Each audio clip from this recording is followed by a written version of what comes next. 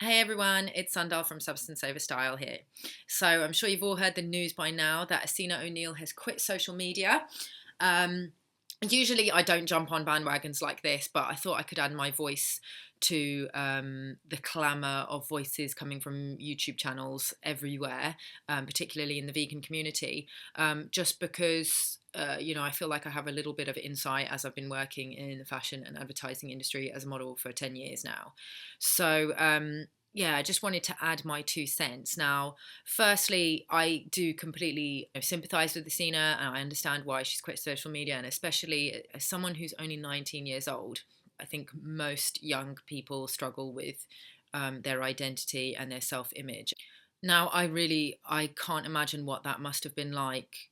Going through so many changes as she has been. We've observed that she's been going through this kind of process of awakening, as a lot of us have done. But she's kind of been doing it in the public eye, with the view of all her audience, while still having to maintain her image, her public image, and her career in social media. And probably now she's feeling like those things are conflicting. So I understand that she probably just needs to take some time away just to kind of, get back to herself and um, rediscover a new way of kind of using her platform. And I think she will still have a platform, once she decides to come back to it. But she just needs to take some time out just to figure out how she can use her platform as a force for change rather than, something that is a little bit more destructive.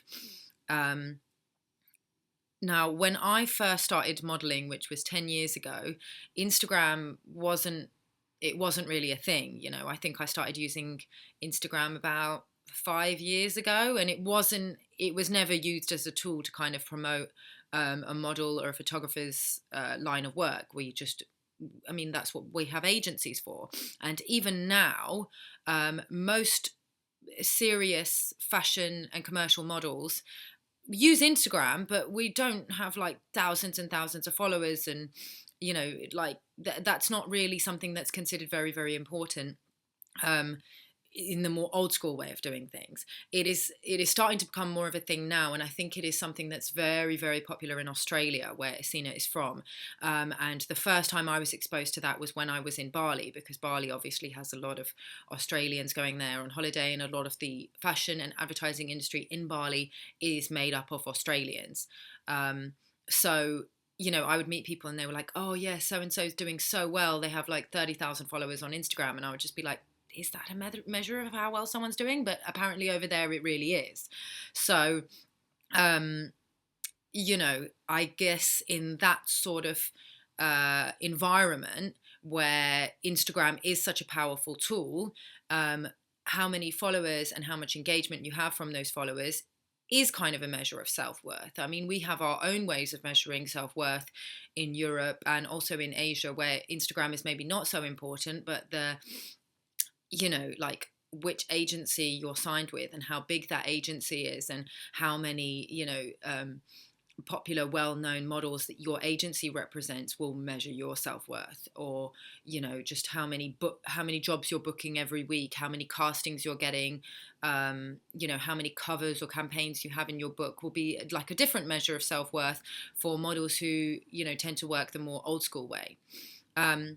Nicole Arbour did a really interesting video. Interesting, I guess that's it depends on your take on it. But she did a video, Dear Instagram Models. Quite a lot of people in my network shared that video quite heavily, and it does illustrate the kind of mainstream industry view of Instagram models quite well. She did make some very disparaging comments about Instagram models, and that is kind of the view that a lot of people in the industry have of Instagram models. It's kind of like when the digital revolution came in and everybody started on shooting on digital, a lot of photographers started getting quite up in arms about how film is dead, and photography will never be the same anymore. There was one particular photographer who actually killed himself, um, when digital photography actually started to become quite popular, because, after the rise of social media and websites like Model Mayhem, um, anybody with a digital camera could be a photographer and get a profile and meet up with models. And there was a term for it, a guy with camera, a GWC, who would get models round to his apartment and take pictures of them naked and sometimes assault them. And it was destroying the industry. So a lot of us in the industry have not embraced social media so well. It tends to be more millennials like Essena and people her age who have embraced Instagram. I think a lot of the reason why people in the industry, look down on the whole Instagram trend is because they are threatened by it. We are threatened by it, and I think in the beginning I definitely was as well, because you've basically removed the barriers to entry. In the mainstream modeling, as long as you had the right height, you were the right age. So the height, sort of 5'8" and above. Age sort of for girls between 13 and 18 years old. Yes, they do tend to kind of scout them that young. And had the right measurements, which, as we know, are often ridiculously low.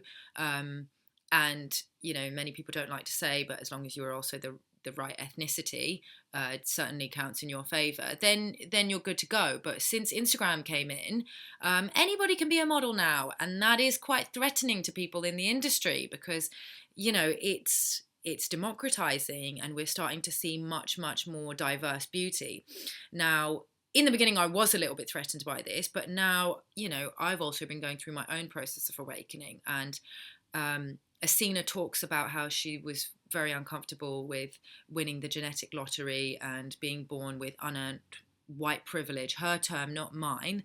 And I completely understand where she's coming from, because I'm also quite uncomfortable with my own unearned privilege, even though I don't benefit from white privilege.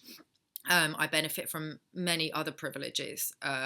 The privilege of being British citizen, the privilege of not having the foreign accent, the privilege of being educated, of being middle class, all these privileges of being attractive and slim, all these unearned privileges, which, kind of put me into the dominant culture, mean that I will be able to have a certain voice and a certain platform that other people might not be given. But because I'm a little bit older and I kind of, am maybe not going through some of the very, very difficult identity challenges that Essena is, I'm able to just kind of accept it and think, well, how can I use these privileges as a force for good? Now, obviously, I don't have anywhere near the kind of platform that Essena has. So, I can't say that I can relate 100% because I don't know what it's like to constantly have loads of people commenting on my photos going, oh, you're so beautiful. And then other people going, oh, you need to eat a sandwich. But I do sometimes get hate comments on my YouTube channel. And some of those are, sometimes, quite hard to read, and they do wind me up sometimes. And, if I was a 19-year-old girl and I was constantly having to deal with that, then it would be difficult. But even with the really supportive comments and people saying, you're so gorgeous and whatever, to me, they're utterly meaningless because I've gone past that now. I know that it doesn't make a jot of difference how I look. So the thing is, even though the barriers to entry have been removed, that doesn't mean that just anybody can be a model. You still have to have something about you. You still, we are seeing much more diverse beauty thanks to Instagram. We're seeing models of color, we're seeing plus size models, we're seeing queer models, we're seeing transgendered models. Just a couple of examples, people like Kira Rose, plus size model, alternative, Voodoo Fairy, Black. We've got Nahal, who is of Persian descent and, very kind of body modified, and with a lot of body modifications, which you do not really see very much in the mainstream fashion and advertising.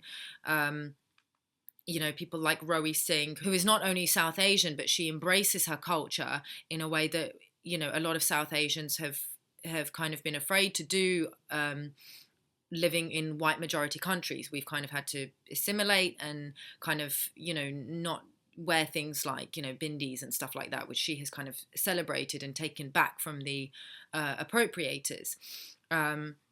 So, in that way, I think Instagram is actually can be a real force for good. I talked before, in my video, two videos ago, about the lack of diversity in mainstream fashion and advertising. And now, because of Instagram, people are going to have to start taking note, because these people have found an audience. So the audience is there. Like, not just anybody can be an Instagram model. You have to find your audience, because people aren't just going to follow you willy-nilly. They're only going to follow you if they like what you're doing.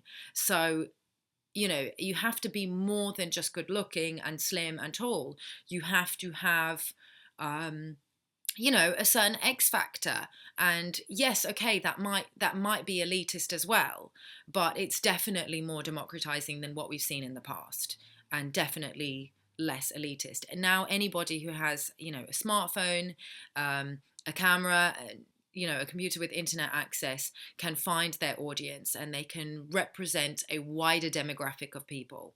And I think that is definitely something to be embraced. Not only that, but a lot of people have been talking about how, if you are born with unearned privilege, whatever that privilege is, as uncomfortable as you may be with it, and believe me, I understand, that is why a lot of my videos that I recorded without makeup, because I didn't want to project an image of myself that wasn't real and wasn't authentic. But at the same time, like, what I realized was happening was, if the lighting was like this and I looked great without makeup and my skin's looking fine, then I was quite happy to record that video.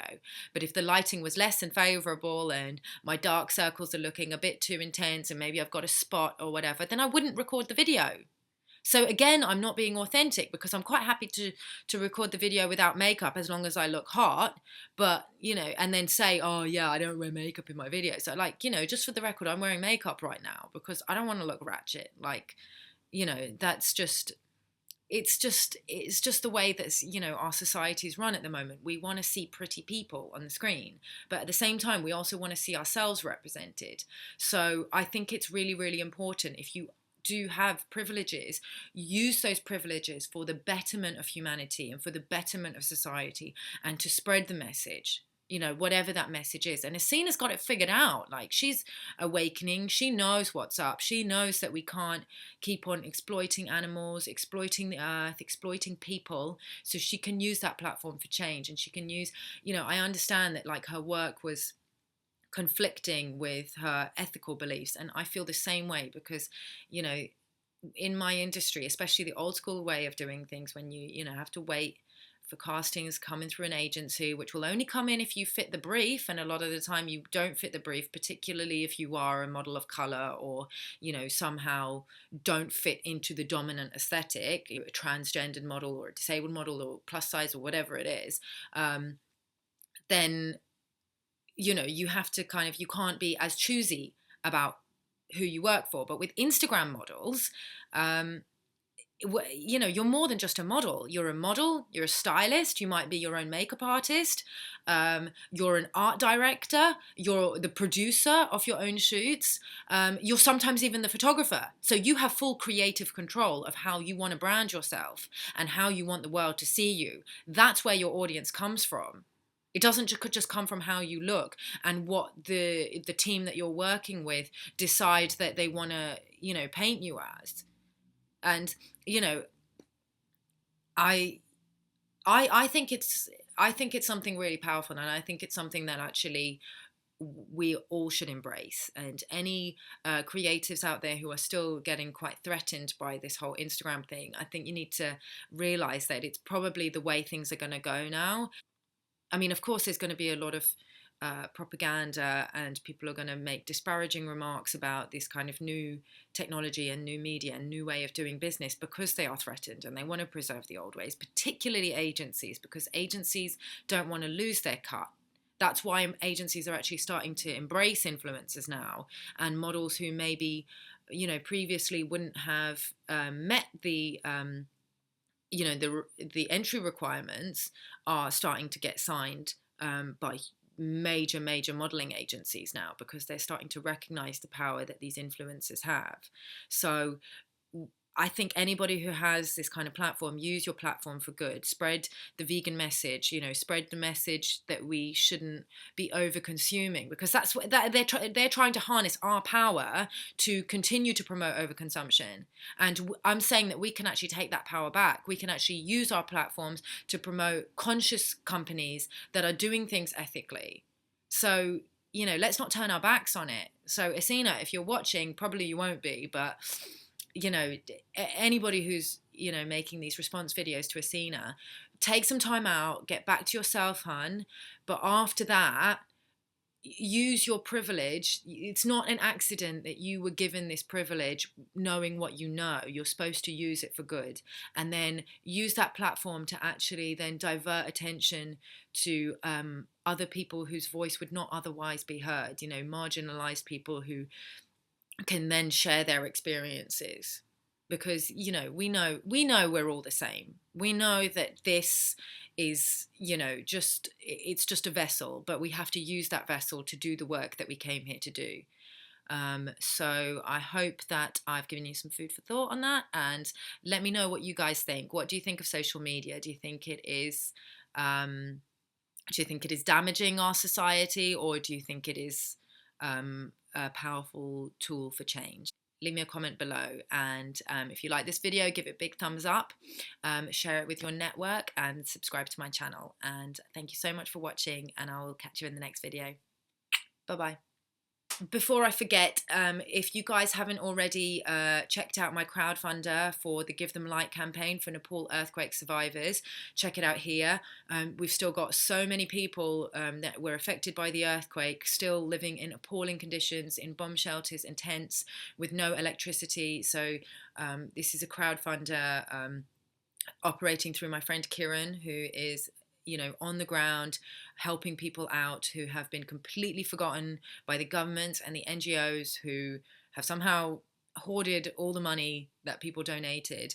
So even just a couple of dollars would help hugely. Your money will go directly to the people. No charity overheads or salaries to take care of with this one. Check out the video here, and I'll put a link in the description box below. Thank you so much, and one love.